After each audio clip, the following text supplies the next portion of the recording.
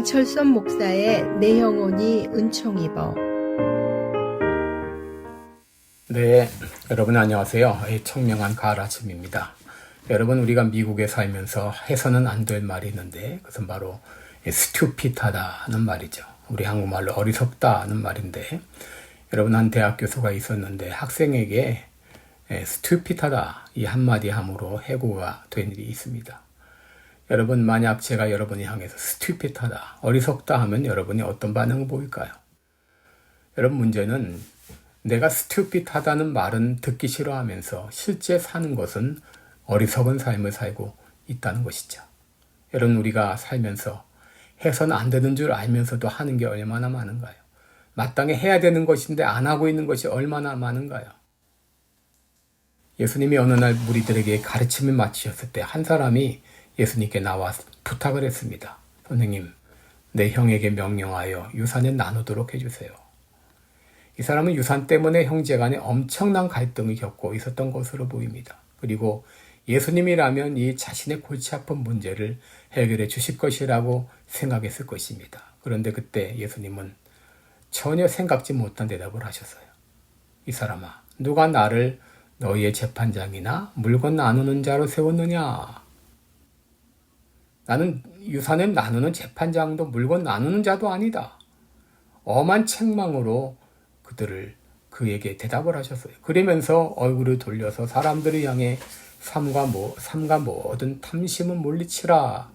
사람의 생명이 그 소유에 넉넉한 데 있지 않다라고 하셨어요. 그리고 들려주신 비유가 바로 어리석은 부자의 비유입니다.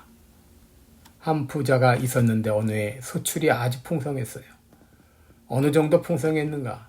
지금 있는 창고만 가지고는 곡식을 쌓아두지 못할 정도였어요. 그래서 그는 어떤 계획을 세웠느냐? 곡간을 헐고 더 크게 짓고 거기다 내 모든 곡식과 물건을 쌓아두겠다. 그리고는 말하기를, 영혼아, 여러 해 쓸 물건을 많이 쌓아두었으니 평안히 쉬고 먹고 마시고 즐거워하자 라고 했는데, 하나님은 이 부자를 향해서 뭐라고 하셨나요? 어리석은 자여 라고 했어요. 어리석은 자여. 왜 하나님께서 이 부자를 향해 어리석은 자여 라고 하셨을까요?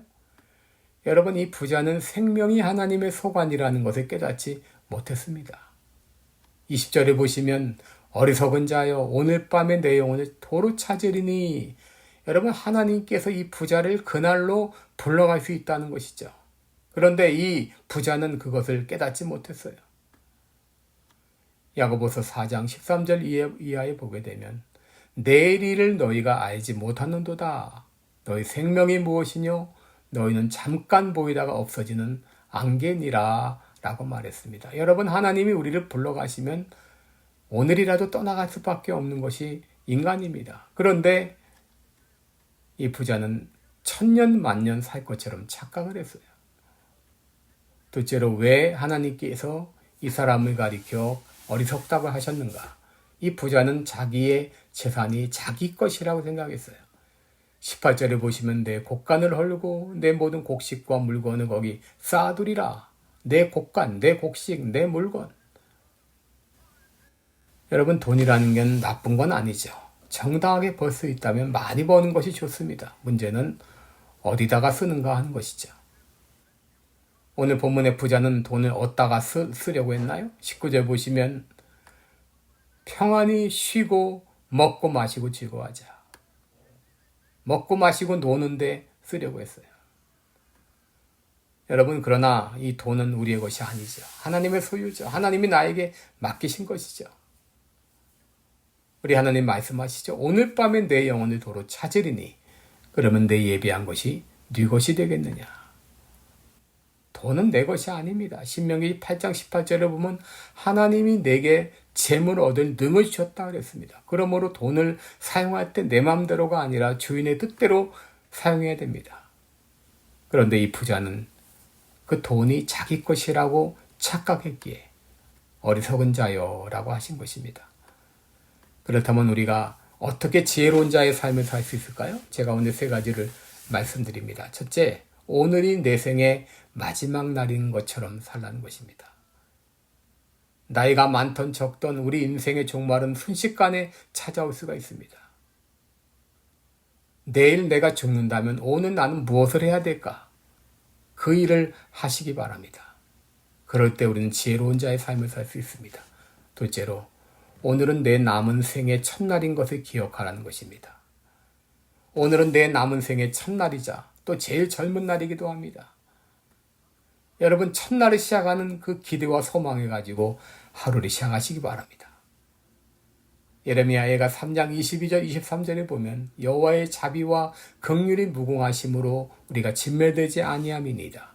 이것이 아침마다 새로우니 주의 성실이 크도소이다 라고 했습니다. 여러분, 하나님께서 우리에게 매일 아침마다 새로운 은혜를 부어주십니다.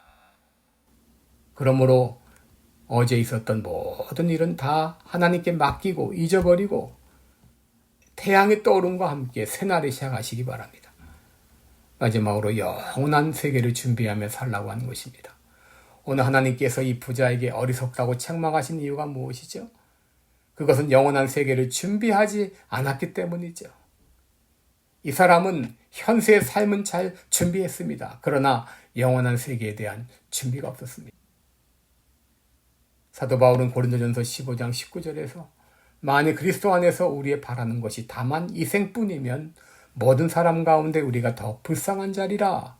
그러나 우리의 생에는 이 생뿐이 아니라는 거죠. 내세가 있다고 하는 것이죠. 그런데 이 부자는 내세를 준비하지 않은 채 죽음을 맞이했기에 어리석은 자라고 말씀하신 것이죠. 여러분, 세월은 참으로 빠르게 지나갑니다. 그러므로 세월을 허송하는 사람은 어리석은 사람입니다. 지혜로운 자는 시간을 아낍니다. 그러나 무조건 시간만 아낀다고 지혜로운 것이 아니라 난 무엇을 위해 왜 살아가는지를 물어야 됩니다. 우리들은 이 땅에 살면서 영원한 세계를 준비하며 이 땅의 삶을 영원한 세계와 연결하는 그런 삶을 살아야 되겠습니다. 오늘도 좋은 하루 되시기를 축원합니다. 고맙습니다.